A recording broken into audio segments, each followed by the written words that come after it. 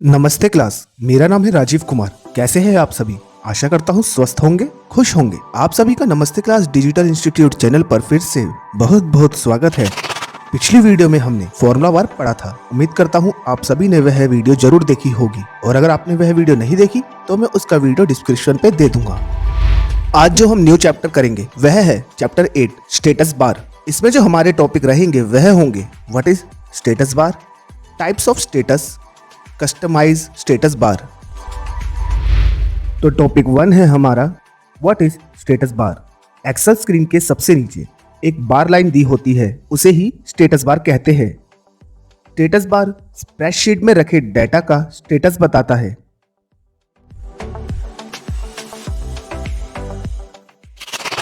तो टॉपिक 2 है हमारा types of status. Status bar पर दो तरह के स्टेटस शो होते हैं, पहला सेल मोड और दूसरा मैथमेटिकल इंफॉर्मेशन। पहले बात करते हैं सेल मोड की। स्टेटस बार के लेफ्ट साइड में दिखने वाले स्टेटस को सेल मोड कहते हैं।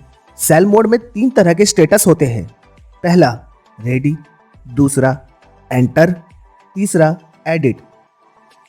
तो रेडी स्टेटस क्या बताता है? जब हमारा कर्सर एक्टिव सेल में होता है तब स्टेटस बार के सेल मोड में रेडी डिस्प्ले करता है। आप कोई से भी सेल में कर्सर मूव कर ले, आपको हर सेल के लिए स्टेटस बार पर रेडी ही डिस्प्ले होगा। तो यहाँ रेडी का मतलब यह है कि यह सेल इनपुट्स लेने के लिए रेडी है। दूसरा आता है एंटर। जब हम किसी भी सेल में कुछ टाइप करने लगते हैं तो स्टेटस बार में आप देखेंगे रेडी स्टेटस हटकर एंटर स्टेटस शो होने लगेगा। एंटर स्टेटस आपको बताता है कि सेल में कुछ टाइप किया जा रहा है।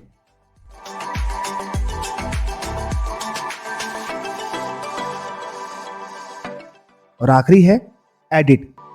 जब हम किसी ऐसे सेल को एडिट करते हैं जिसमें पहले से ही कुछ लिखा हुआ होता है तब स्टेटस बार पर एडिट स्टेटस शो होता है। एडिट स्टेटस हमें बताता है कि किसी सेल में लिखी हुई वैल्यू को एडिट किया जा रहा है।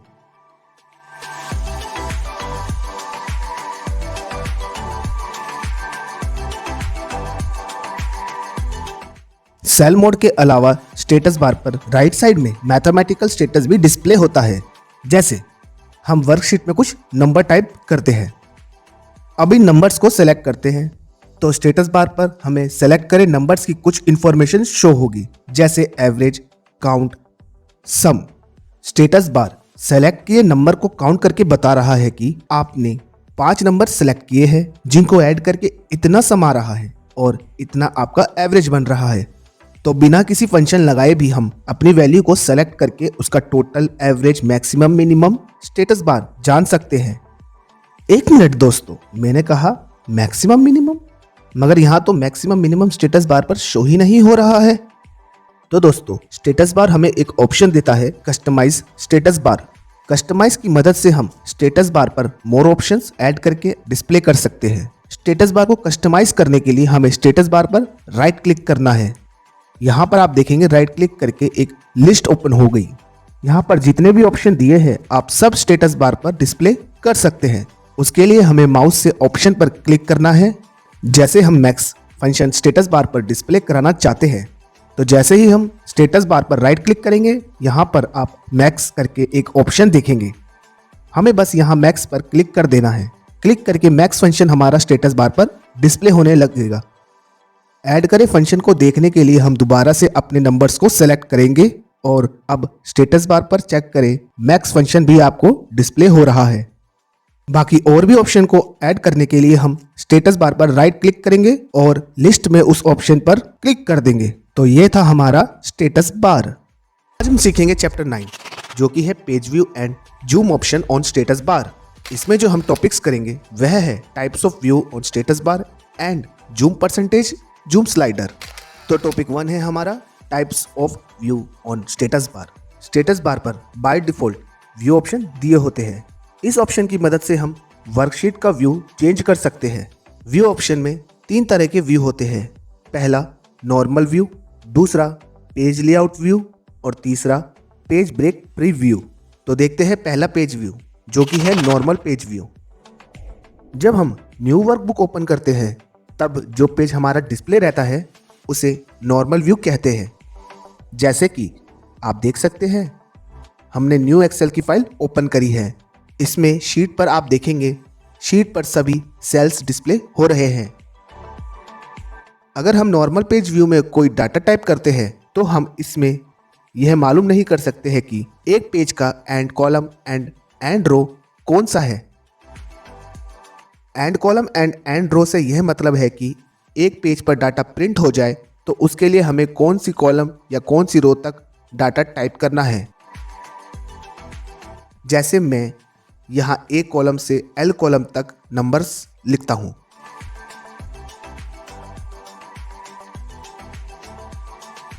और फर्स्ट रो से 100 रो तक कुछ नंबर्स लिख देता हूँ।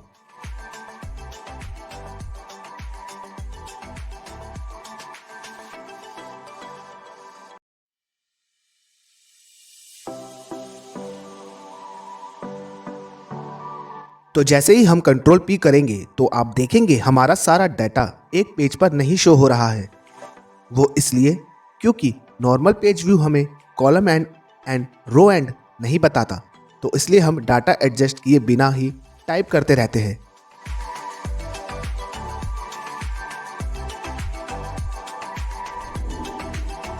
इसके सॉल्यूशन के लिए पेज व्यू हमें एक दूसरा व्यू देता है जो कि है page layout view. Page layout view में एक्सेल की शीट पेज वाइज स्प्लिट हो जाती है। इस व्यू की मदद से हमें यह मालूम पड़ जाता है कि हमारा पेज किस कॉलम से शुरू हो रहा है और कहाँ ख़त्म हो रहा है, या किस रो से शुरू हो रहा है और किस रो पर ख़त्म हो रहा है। जैसे रजिस्टर में पेज अलग अलग दिए होते हैं, वैसे ही पेज लेआउट ऑप्शन में row and columns page wise दिए होते हैं। पेज लेआउट ऑप्शन में हमें हेडर एंड फुटर भी दिए होते हैं। हेडर फुटर क्या होते हैं? हेडर शीट के टॉप एरिया में दिया होता है।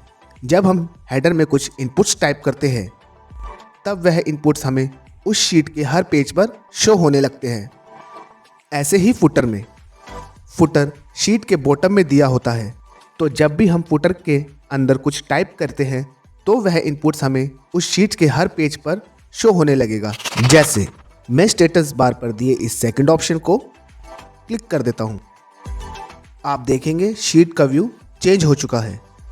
इसमें टॉप पर क्लिक टू ऐड हेडर दिया है, तो पहले मैं हेडर डाल देता हूं। हेडर लिखकर एंटर नहीं मारना है, क्योंकि एंटर से हम हेडर से बाहर नहीं निकल सकते। बाहर निकलने के लिए हमें बस शीट पर कहीं भी क्लिक कर देना है।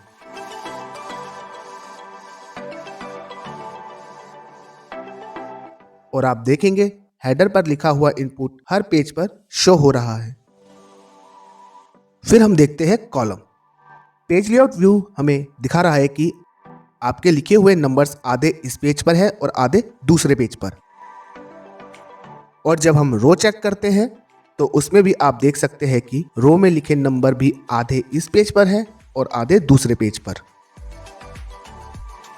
तो बिना कंट्रोल पी करे भी हम अपने डाटा को देख सकते हैं कि हमारा डाटा का प्रिंट कैसा आएगा।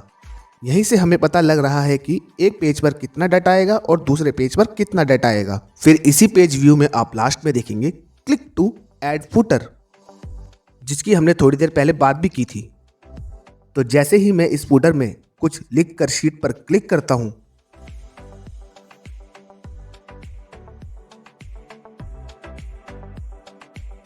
आप देखेंगे एक पेज पर लिखा इनपुट मेरे सभी पेज पर डिस्प्ले हो रहा है।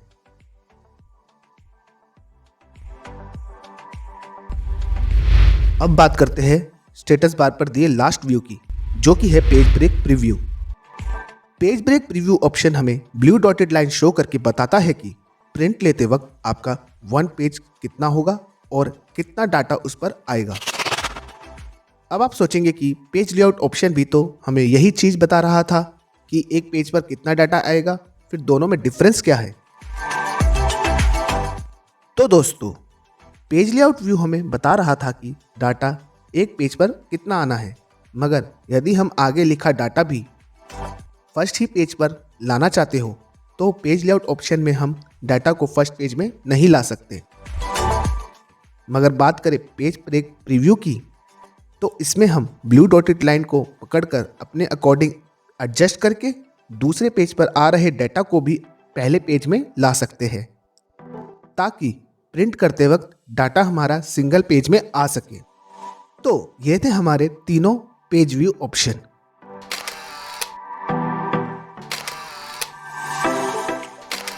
तो चलिए हम वापस नॉर्मल पेज व्यू में आते हैं।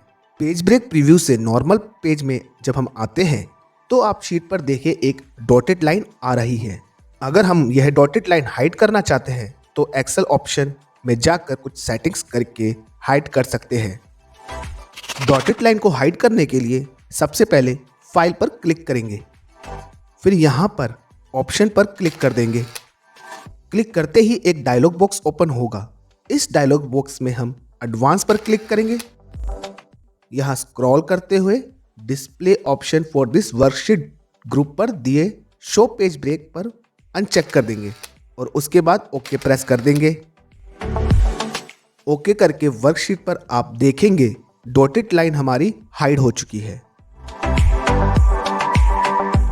तो ये थे हमारे तीनों व्यू ऑप्शन। अब बात करते हैं टॉपिक 2 की। टॉपिक 2 है हमारा zoom percentage and zoom slider on status bar. Status bar पर बाय डिफॉल्ट जूम परसेंटेज और जूम स्लाइडर ऑप्शन दिया होता है। इस ऑप्शन की मदद से हम वर्कशीट का साइज इंक्रीज और डिक्रीज कर सकते हैं।